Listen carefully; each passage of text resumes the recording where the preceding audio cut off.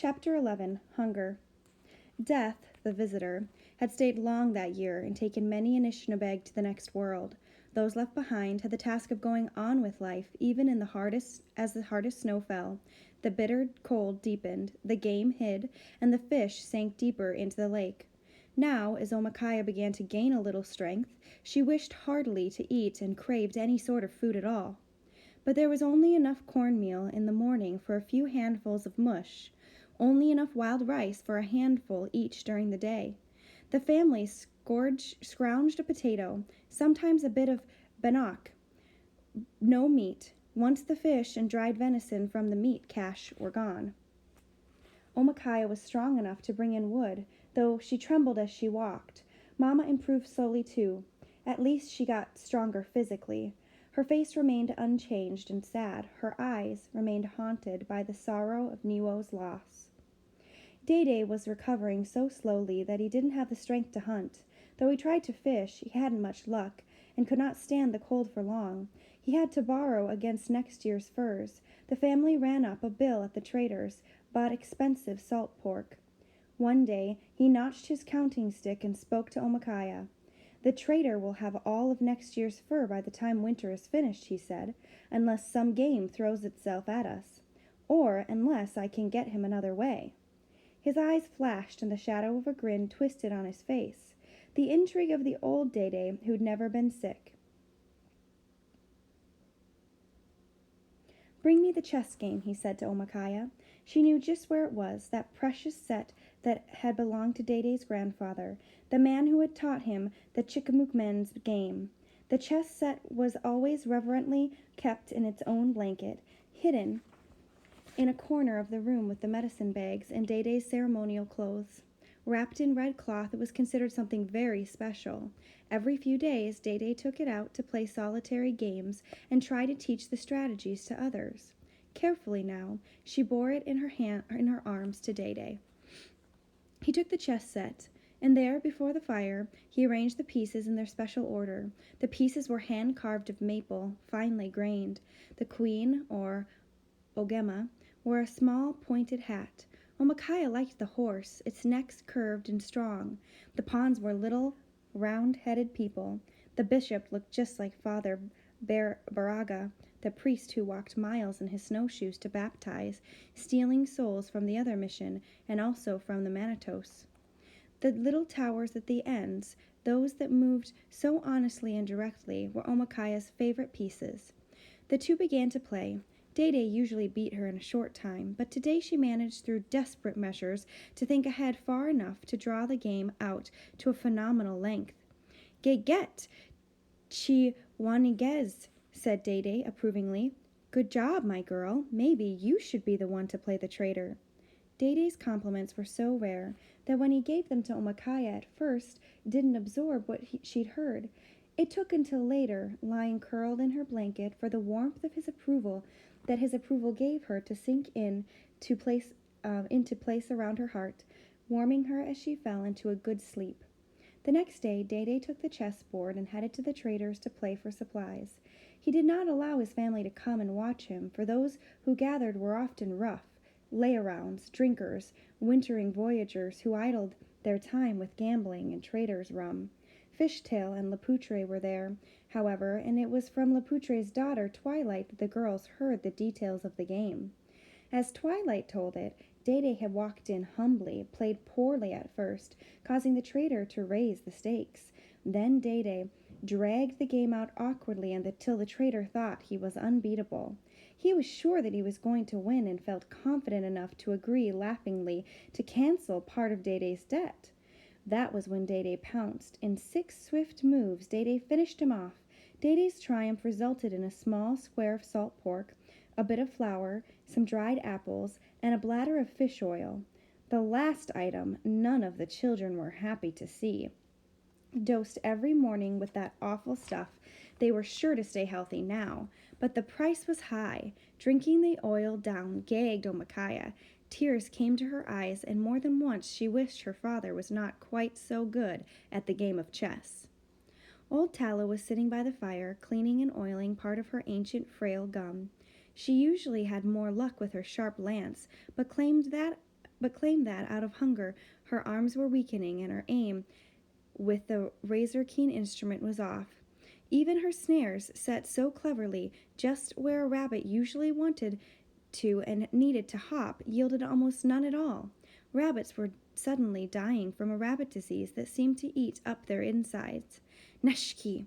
Old Tallow split a poor waboose rabbit and opened its skinny body to show that the creature was mush inside, a bloody pudding as the result of the disease. Probably a sickness brought by the Chimukmen, too, she growled.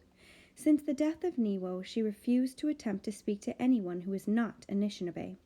The traders got her cold eye, the missionaries her hard glare. The few other white visitors who chanced onto the island received from old Tallow no welcome. She blamed them for the disease. She blamed them for the poor quality of game and the scarcity of food. Naturally, when so many animals were hunted for sale to white traders for fur, there would be fewer left to eat for survival. The only thing wrong with their lives that she could not blame on the Chimickamook man was the weather, though she tried. Their loud voices scare off the sun. The sun is afraid of their hairy faces. If the sun is not afraid of your face, said Day, I'm sure no Chimickamook man could make it hide. You are mixed blood, jeered old Tallow, pleased to be in a mock exchange of insults. Wissakodewiniwini, half-burnt wood. Am I speaking to the white half or the Anishinaabe? Go ahead, cut off my arm, offered Day. See if you can divide the white blood from the red blood. Sah! Old Tallow looked toward Nokomis for help, but she just raised her eyebrows. Mikwam, if you're so strong, melt away this ice. You're the hot-headed one, said Day. You melt it. Nobody could, for after a few weeks of kind weather, the earth had frozen with vengeance, and spring seemed far away. Omakaya was tired of all of the ice, different kinds of ice around her. There was just the plain ice, the kind you couldn't see through, that covered the lake and hid the water and the fish below. That was the ice she had helped Nokomis chop every day from the deep hole they fished through. The fish were biting only rarely. They could fish all day and not even come up with a skinny lake trout. The nets they lowered through the ice hole came up frozen solid the moment they reached the surface, of course, empty ice nets. There was the ice on the oiled paper windows, ice on the inside of the cabin walls, on cold mornings, ice on the frozen path, and ice in the water bucket. Transparent ice, white ice, ice so black and solid you couldn't see through it. If only we could eat ice, if only ice was food, said Pinch. As he said this, into his mind's eye came the picture of the berries he'd stuffed into his mouth last summer. Mama was right. If only he had them now.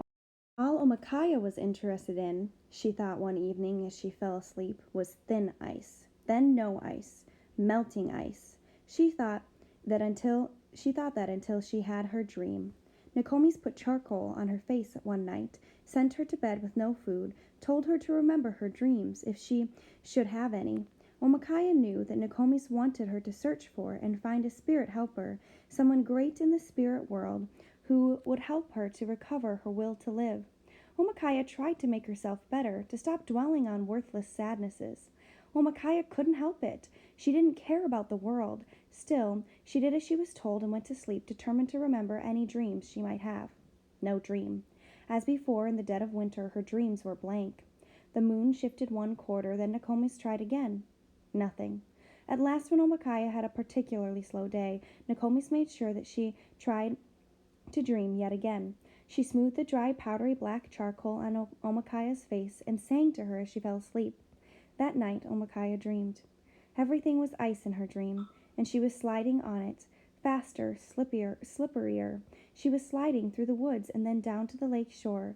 Something drew her onto the icy lake shore, and although she knew the ice covered the rocks, she kept walking, exploring. Before her there was a cave. She entered. Hanin, said a soft voice from deep in the darkness. Hanin, said Omakaya, where are you? In a glimmer of light, a motherly woman showed herself. She was dressed in the most beautiful furs, and her face was very kind. Her eyes, deep, thrilling, wild. Black fur rimpled against her dark skin. She opened her mouth. Her teeth were long and sharp, but there was nothing to fear. I am going to help you, said the woman. "I feel sorry for you, and I love you. Just remember to give me tobacco. I am the Bear Spirit Woman. I knew your great-grandma and great-grandpa. They live with me now." Homicaya woke slowly. It was like floating to the surface of a warm depth of feeling. She wanted to stay in the dream, but in just the same way that she always bobbed to the water's surface in the summer, no matter how hard she tried to sit on the lake's bottom, she lost her struggle and knew after time that she was fully awake. The dream was gone. Later that day, Omakaya told Nokomis about the dream. Immediately, Nokomis took her aside and brought her to the corner of the house near the window of oiled paper. There, sitting across from her, Nokomis smoothed Omakaya's hair to each side with her worn hands and smiled lovingly into her granddaughter's eyes. "These bear people want to help you. You must not forget to give your helper tobacco whenever you think of her. She's with you, your lady. She's going to help you. She will be looking out for you in this world." The only thing good about this time of winter was the stories. While the snow and ice still held fast, Nokomis told them tales about the world of the Manitos and Wendigo, tales of Nanabozo, the comical teacher. Those last were favorites of the girls, maybe because she so often felt small and helpless. Omakaya thought long about one particular tale Nokomis told. She loved to hear it when the flames jumped and the frozen world outside the cabin was dark. One night she asked her grandmother to tell it once again. "Nokomis, very soon the ice will break and the lake will start moving. The animals will stir and the frogs will wake up. I know there will be no more stories until next winter. So please, the diving muskrat one now." Nokomis nodded, pleased that Omakaya asked, for this story was an important teaching story, or Adisokon. While her fingers swiftly flew at her quill work, she told the story of how the earth began. Nanabozo and Muskrat make an earth. Maywiza, Maywiza, long time ago, rain started. More rain, as though it would never quit. The water rose so fast that our Nanabozo ran to the top of a hill. The water followed him. At the top of the hill there was a pine tree. Nanabozo climbed the tree. Still the water kept rising. He said to the tree, "Brother, stretch yourself." The tree stretched twice as long. He climbed some more, then asked the tree to stretch again. The tree stretched 4 times. That's how tall it was. Finally, the tree told Nanabozo that he couldn't do any more for him. That was as high as the tree could go. But then the water stopped. Nanabozo was standing at the top of the tree. He had his head back, and the water was up to his mouth. After a while, Nanabozo noticed that there were animals playing in the water: beaver, muskrat, and otter. Nanabozo spoke first to Otter, asking, "Brother, could you go down and get some earth? If you do that, I will make an earth for you and me to live on." Otter said to Nanabozo, "I will try." After he went down to the bottom of the water, away he went down to the bottom of the water, but Otter didn't get halfway to the bottom. He drowned, then floated up to the top. Nanabozo caught hold of the otter and looked into the otter's paws and mouth, but didn't find any dirt. Then Nanabozo blew on Otter and brought him back to life. "Did you see anything?" he asked. "No," said Otter. The next animal Nanabozo spoke to was Beaver. He asked him to go after some earth down below and said, "If you do, I will make an earth for us to live on." Beaver said, "I'll try," and went down. Beaver was gone a long time. Pretty soon he floated to the top of the water. He had also drowned. Nanabozo caught hold of the beaver and blew on him. When the beaver came to, Nanabozo examined his paws and mouth to see if there was any dirt, but he couldn't find anything. "Did you see any earth at the bottom?" Nanabozo asked Beaver. "Yes, I did," said Beaver. "I saw it, but I couldn't get any of it."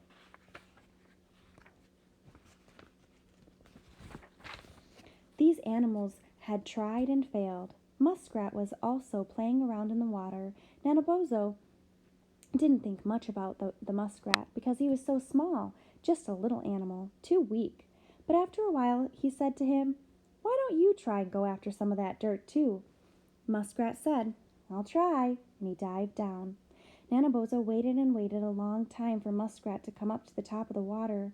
When he floated up to the top, he was dead from his excursion. Nannabozo caught hold of Muskrat and looked him over. Muskrat had his paws closed up tight. His mouth was shut too. Nannabozo opened Muskrat's front paw and found a grain of earth in it. He took it. In his other front paw, Nannabozo found another little grain, and one grain of dirt in each of his hind paws. There was another grain in his mouth. When he'd found these 5 grains, Nannabozo blew on Muskrat until he came back to life. Then Nannabozo took the grains of earth in the palm of his hand. He held them up to the sun to dry them out. When they were all dry, he threw them around on the water. A little island rose. The 4 went onto the island, Nannabozo, Otter, Beaver, and Muskrat. Nannabozo got more earth on the island and threw it all around.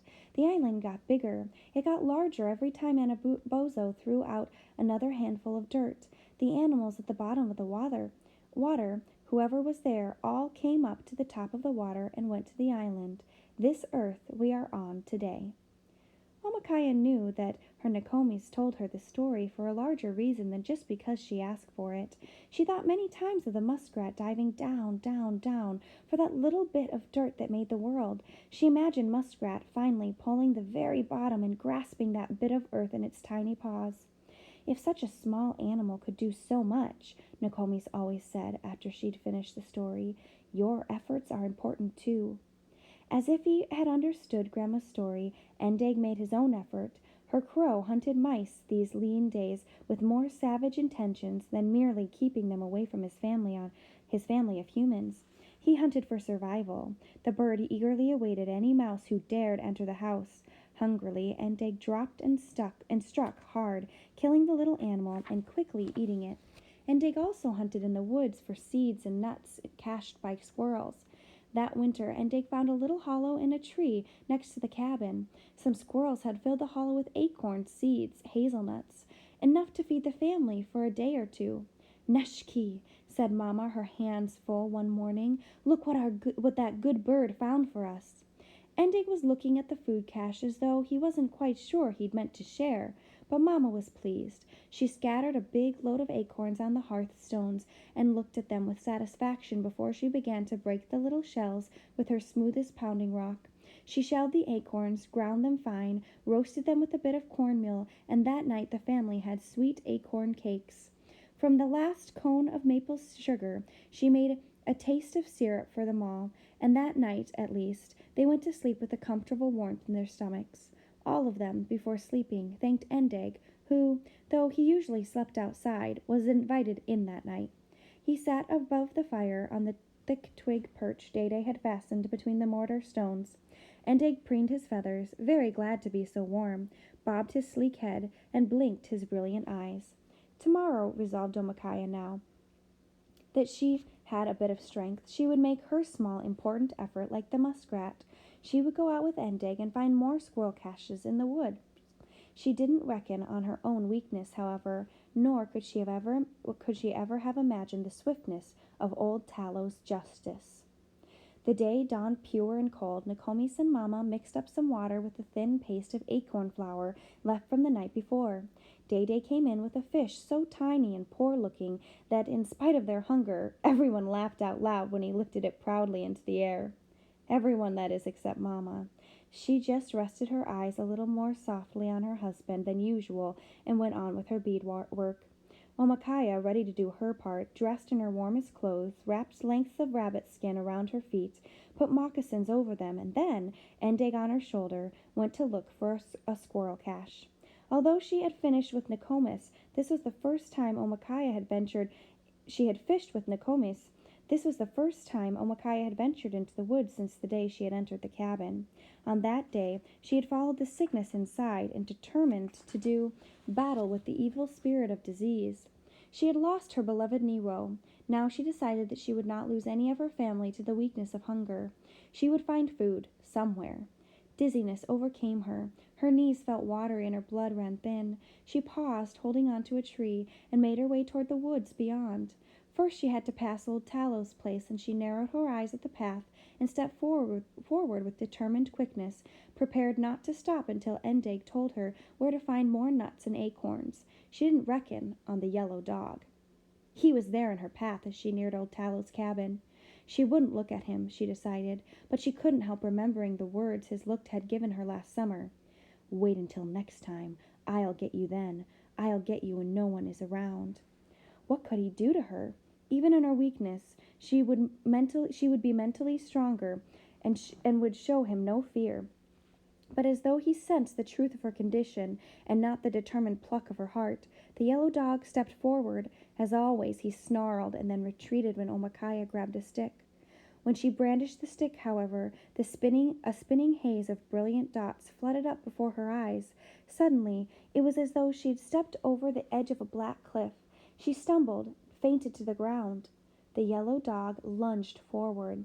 Endeg screamed and tore with his beak at the dog's eyes, but the dog was eager at last to get the better of a human.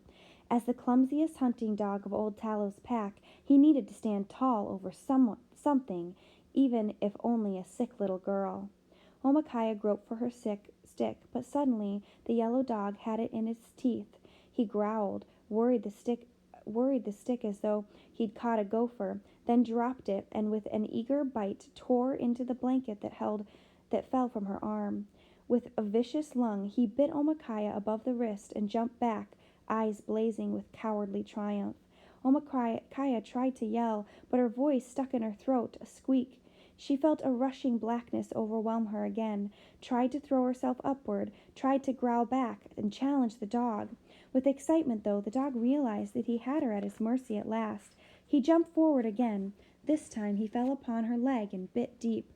Omakaya heard a loud scream, her own scream, and pain dotted her sight then as she swirled into the dark. She woke a moment later in Old Tallow's arms. What happened? Nearby, the yellow dog cringed and tried to slink away from Old Tallow's gaze. Seeing that Omakaya was all right, Old Tallow carefully put the girl down. With a swift, bear-like swipe, she grabbed the dog and held him by the scruff of the neck with one hand. He whimpered and snarled at Omakaya as though to say, "She made me do it." Old Tallow shook her head sadly and lifted her axe. Ignoring Omakaya, who panted weakly on the snowy ground, Old Tallow spoke to her dog as she would to a human. Sadly and firmly holding him by the neck, she told the dog what he had done. "Didn't I warn you? Didn't I say to you? Didn't I tell you many times that you must never hurt this one? Yes, Nadai. You look at me now with pleading eyes, but I spare you many times before. Each time I spared your life, I always told you what would happen if you were so foolish again. Now, my foolish friend, you must die." With that, Old Tallow brought the blunt end of her axe down on the yellow dog's head, and he crumpled to the ground. My auntie." The yellow dog had hated her, perhaps even meant to kill her, but Omakaya hadn't counted on such a cruel and sudden end to the dog's cowardly life. Old Tallow's justice was harsh. Her sentence was carried out in an instant, but that didn't mean that her heart was hard or that she didn't mourn for her friend. It just meant that Omakaya was more important. The last that Omakaya saw of the yellow dog, he was bundled in Old Tallow's arms. The strong old woman was walking away, and in her step there was the sadness of parting with an old but dangerously foolish friend. Omakaya got slowly to her feet, wobbled forward. She knew that she would have to return to the cabin. She still wasn't strong enough to hunt for food. With Endeg's encouragement, she made it back to the door and fell through. Her vision darkened. Her stomach creaked, so empty it stuck to the back of her body. She needed Grandma's help to dress the bites that throbbed and stung. She must have food. They must have food. Soon they must eat, she knew, or they would all die in the ground with the two who had gone before. It was the great buck one-horn that saved them, who gave them life. Grandma woke 2 mornings later and called Day-Day to her side to talk, for she was so weak from hunger that she could only sit wrapped in a blanket by the fire. "I dreamed last night," she told him, "and now you must do everything just as I say." Day-Day listened intently. "Take the small path to the north that leads past the fish camp," said Grandma, gesturing slowly. She squinted, looked deeper into her dream, nodded slowly. "When you come to the tallest of the trees, go toward the lake, then around the rocks and back into the trees. There the buck will wait for you." Day-Day knew when Grandma dreamed, especially in this extremity, it was a true dream and must be followed. First, however, he prepared himself carefully to meet the animal spirit. He washed, put on his best clothing, new moccasins, and had Mamma comb and braid his hair. He cleaned and oiled his new gun and prepared it with extra care. Then he went immediately out and followed Grandma's directions exactly, just as she had said, in the clearing past the rocks and back in the trees. One Horn was waiting. The great buck stood still in the calm light. Day lifted his gun, breathed his hopes, then thanks. One shot. The shot went true. One Horn died easily right then. Day gave tobacco to the deer's spirit and thanked him, brought back as much as he could carry, then buried the rest of the deer in the snow. Returning, he gave the venison to his starving family and to Tallow, who shared it out to Auntie Muskrat, to Laputre's hungry children, and to Fishtail. That night, as Omakaya ate the stew of venison that Mamma cooked, she felt herself grow stronger with each bite. She remembered the day she and Angeline stood before the beauty of One Horn. They had looked on him, amazed, and he did not run away. Had he known at that time that they would need his very existence? Again, Omakaya remembered the proud, soft radiance of his brown eyes. She closed her eyes and saw One Horn feasted, honored, and decorated with her grandma's finest beadwork. Opening her eyes again, she thanked the animal for saving her life, and then, just as she finished thinking this solemn thought, Pinch, whose belly was full, backed too close to the hearth and set the seat of his pants on fire.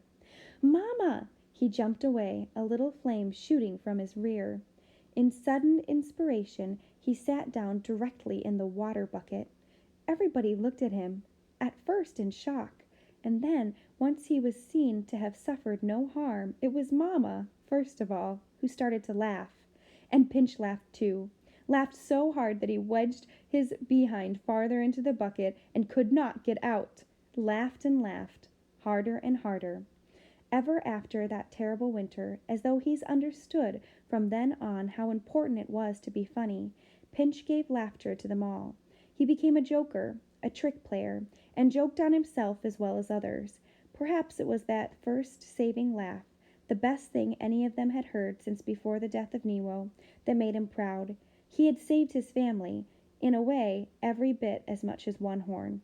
The great deer had saved their bodies, and Pinch's absurd jump had saved their soul.